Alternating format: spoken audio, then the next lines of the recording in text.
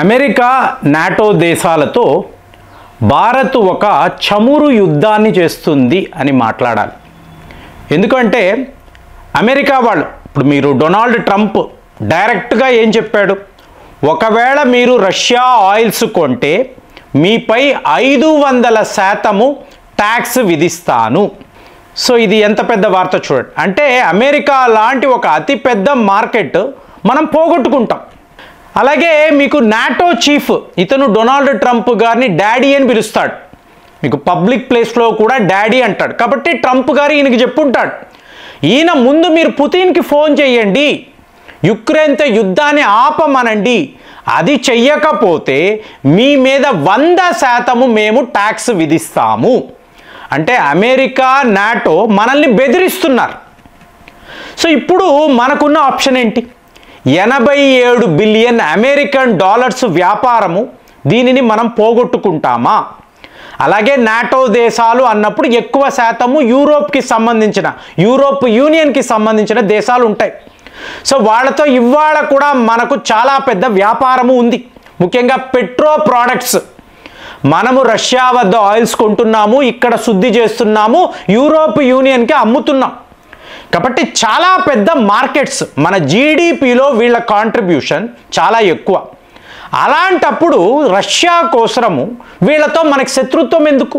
లాజికల్గా మీరు ఆలోచిస్తే అమెరికా లాంటి మార్కెట్, నిన్న మాట్లాడాము 500 బిలియన్ అమెరికన్ డాలర్స్ మనము వాళ్ళతో ట్రేడ్ అగ్రిమెంట్ అనేది వేసుకోబోతున్నాం. సో 500 బిలియన్ అన్నప్పుడు ఎంత అమౌంట్ అండి? సో మనం ఈజీగా రష్యన్ ఆయిల్స్ కొనడం మానేసేమో అనుకోండి, ఈ సమస్య అంతా తీరిపోతుంది కదా. మరి ఇక్కడ ఉన్నది ఎవరు?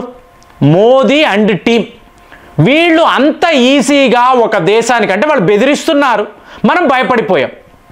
నిన్న కూడా మాట్లాడాం, అంటే అమెరికా నుంచి వస్తున్న సరుకులు వాటి మీద ముందు విధించిన ట్యాక్స్ కన్నా తక్కువ చేసాం. తక్కువ చేయడంతో వాడు బిత్తరపోయాడు. డొనాల్డ్ ట్రంప్ అయితే షాక్, వాడికేం అర్థం కాల. వాడు మనం గొడవ పడతాం అనుకున్నాడు, కానీ మనం ట్యాక్సులను తగ్గించాం. సో తగ్గించి ఇవాళ మనం ఏం చేసామో మీరు నమ్మరండి, జూలై 2024 మార్క్ చేసుకోండి, జూలై 2024 నుంచి ఈ సంవత్సరం జూలై 2025 మీరు డేటాను తీశారనుకోండి, ఈ డేటా ఎవరిస్తారు? Global commodity market analysis, Kepler అంటారు ఈ సంస్థ పేరు. వీళ్ళు ఇచ్చిన రిపోర్ట్ చెప్తున్నాను. వీళ్ళు ఏమన్నారో చెప్పమంటారా? ఇంతవరకు భారత్ రష్యా వద్ద కొన్న చమురు ఏదైతే ఉందో దాని రికార్డుని వీళ్ళు బ్రేక్ చేశారు. ఎప్పుడు? జూన్ నెల. అంటే 20,80,000 బ్యారెల్స్ పర్ డే అండి రికార్డ్. అంటే మీకు ఇంతవరకు ఇంతలాంటి చమురు మనం రష్యా వద్ద కొనలేదు. సో అమెరికా వాళ్ళు, నాటో వాళ్ళు అసలు ఇదేంటి అంటే భయపడిపోతారు, ఇంకా కొనరు అనుకుంటే ఏకంగా హైయెస్ట్ అండి. అంటే సీన్ అంతా రివర్స్ అవుతుంది. ఇప్పుడు అమెరికా నాటో వీళ్ళేదో శత్రువులాగా పిక్చర్ ఇస్తున్నారు, కానీ నాటకాలు కదండి, జిత్తుల మారితనం. సో వీళ్ళు కలిసిపోయి మనల్ని బెదిరిస్తే ఇంకా చెప్పాలంటే చైనా, ఇండోనేషియా, మీకు అలాగే సింగపూర్ లాంటి దేశాలు భయపడ్డారు, బాబాయ్ రష్యా ఆయిల్స్ కొంటే ఏం జరుగుతుంది, కాబట్టి మనము తగ్గిద్దాం. వీళ్ళందరూ కూడా గణనీయంగా రష్యన్ ఆయిల్స్ కొనడాన్ని తగ్గించారు. కానీ మనం ఏం చేశాము? 2 3 ఎక్కువ కొన్నాం. 20,80,000 మీకు బ్యారెల్స్ పర్ డే. అంటే మీకు భారత్ యొక్క చమురు అన్నారు అనుకోండి, మనకి 85% విదేశాల్లో నుంచే మనం తెప్పించుకుంటాం. ఇందులో ఇవాళ 40% చూసుకోండి, 40% రష్యా వాళ్ళ షేరే ఉంది. తరువాతే Iraq, Saudi Arabia, United Arab Emirates, ఈ దేశాలు. అంటే మనము అమెరికాకు ఇచ్చిన షాక్ చిత్తుగా ఓడిపోయాడండి.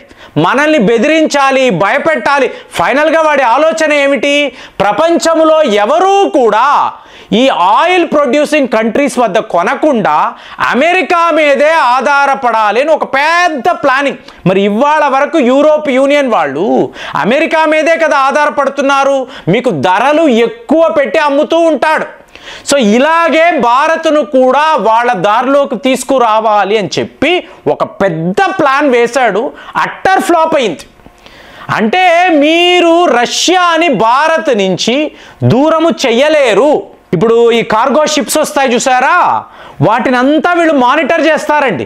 రష్యా నుంచి ఒక కార్గో షిప్ ఎప్పుడు బయలుదేరింది, ఎన్ని రోజులకి ఇది భారత్ వచ్చింది, సో దీని వాల్యూమ్ ఎంత, ఎన్ని బ్యారల్స్ ఉన్నాయి, డేటా అంతా కలెక్ట్ చేసి 2.08 మిలియన్ బ్యారల్స్ పర్ డే వీళ్ళు కొన్నారు, జూన్ నెల కొన్నారు అని చెప్పి వాళ్ళు రిపోర్ట్ ఇచ్చేటప్పటికి ఇవాళ ప్రపంచము ఉలికి పడింది. కానీ మనం ఏం చేసామో చూడండి. అమెరికా వాడికేమో టారిఫ్ తగ్గించాము కదా, సో వాళ్ళ వ్యాపారులు సంస్థలు ఉంటాయి కదా, ఇక్కడ డొనాల్డ్ ట్రంప్ వాడి ప్రభుత్వం కాదు, అక్కడ ఉండే కంపెనీస్ హాయిగా మనం ఇండియాకి మన ప్రోడక్ట్స్ అమ్ముకోవచ్చు, ట్యాక్స్ కూడా తక్కువ చేశారు, మనకి మంచి లాభాలు. దాంతో ఈరోజు ఏమైంది, ప్రపంచంలో మీరు లిస్టు చూడొచ్చు.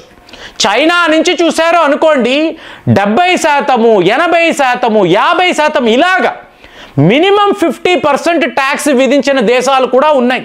మరి భారత్ పరిస్థితి ఏంటో చెప్పమంటారా, బిలో 20% అండి. అమెరికా మనకు విధించిన ట్యాక్స్ ఎంత, బిలో 20%. ఏం మాట్లాడాడు డొనాల్డ్ ట్రంప్, 500% ట్యాక్స్ విధిస్తాను అన్నాడు. జరిగిందా? అంటే ఫైనల్గా ఎవరు గెలిచారు? సో బిలో 20% భారత్కి ట్యాక్స్ అన్నాడు. మనతో వ్యాపారము అనేది కొనసాగుతుంది. మనము రష్యా చమురు అనేది ఎక్కడా ఆపడం లేదు. మీకు హర్దీప్ సింగ్ పూరి చెప్తున్నారు, మీరు ఏమీ కంగారు పడకండి, మనము ఏం చెయ్యాలో అది చేస్తాము, వీళ్ళందరూ మన దారిలోకి వస్తారు. అంటే ఆ కాన్ఫిడెన్స్ చూడండి. వీడు భయపెడితే భయపడాలి అనే పరిస్థితి ఇవాళ మనము భయపడితే వాళ్ళు భయపడాలి. అలాంటి ఒక సిచ్యువేషన్ని క్రియేట్ చేయడం కాదు, రష్యా మన ఆప్త మిత్రులు, వాళ్ళతో ఎక్కడా కూడా వ్యాపారం అనేదాన్ని మనము మానుకోలేదు. ఇప్పుడు చాలామంది అడిగే విషయం, ఎందుకండి గందరగోళము, మన దేశంలోనే ప్రొడ్యూస్ చేసుకోవచ్చు కదా అంటే, ఇవాళ ప్రపంచంలో అతిపెద్ద రిఫైనరీస్ భారత్లోనే ఉండడం మనం అందరం చూస్తున్నాము. కానీ అండమాన్ నికోబార్ ఐలాండ్స్ వద్ద ఉండే ఈ చమురు తవ్వకాలు చేయడానికి ఇంకొక 10 ఏళ్ళు పడుతుంది. కానీ 10 ఏళ్లలో మీరు చూసారు అనుకోండి డ్రాస్టికల్ చేంజెస్. మీకు ఎక్కడ చూసినా కూడా ఈవీ అంటున్నాం, బైకులు, కార్లు, బస్సులు, ఫ్యాక్టరీలు, ఇండస్ట్రీస్ ఎక్కడ చూసినా సోలార్ ఎనర్జీ వాడతాము, ఎలక్ట్రిక్ వెహికల్సే వాడతాము. చమురు అవసరము అనేది మనకు ఉండదండి. ఇంకొక 10 years అంటే ప్రపంచమంతా మారిపోతుంది. సో అప్పుడు ఈ Saudi Arabia, United Arab Emirates, Iraq మీకు కటిక పేదరికంలోకి వెళ్ళిపోతారు. ఈ రాజులు, చక్రవర్తులు అందరూ బాగానే ఉంటారు, కానీ పబ్లిక్ని అడిగారు అనుకోండి, చమురు మీదే ఆధారపడే దేశాలు వీళ్ళ పరిస్థితి ఎంత దయనీయంగా మారిపోతుంది అంటే ఇదంతా ఆలోచించే. ఎందుకంటే మీరు 1000 కోట్లు ఖర్చు పెట్టాలండి, చమురుని వెలికి తీయాలి అంటే మీకు 1000 కోట్లు. సో దానికి బదులు మీరు పూర్తిగా మీ యొక్క ఇన్వెస్ట్మెంట్స్ని ఈ వెహికల్స్ మీద, సోలార్ సిస్టమ్స్ మీద పెట్టారు అనుకోండి, చాలా వరకు మీరు సేవ్ అవుతారు. సో ఇప్పుడు మన ఆలోచనలు అలాగే ఉన్నాయి. కానీ మనము ప్రపంచ స్థాయిలో ఎన్నో దేశాలకు పెట్రో ప్రోడక్ట్స్ అమ్ముతూ ఉంటాం, కాబట్టి మనకు చమురు అవసరము. ఇవాళ కూడా మన వెహికల్స్ డీజిల్, పెట్రోల్ ఇవే కదా, వీటి మీదే కదా మనం రన్ చేస్తున్నాము. కాబట్టి యాజ్ ఇట్ ఈస్గా మనకి అవసరము, రేపు అవసరం ఉండదు. ఎప్పుడూ కూడా మీరు భవిష్యత్తును ఆలోచించాలి. దాని ప్రకారమే మనము అమెరికాను మేనేజ్ చేయగలిగాము, రష్యాను మేనేజ్ చేయగలిగాము, మన ట్యాక్సులు కూడా తగ్గాయి. ఇది ఒక అద్భుతం అని చెప్పి ఇవాళ విశ్లేషకులు చెప్తున్నారు. మరి దీని మీద మీ అభిప్రాయం ఏంటి? కామెంట్స్లో రాయండి. మళ్ళీ వచ్చే వీడియోలో కలుద్దాం. జై హింద్.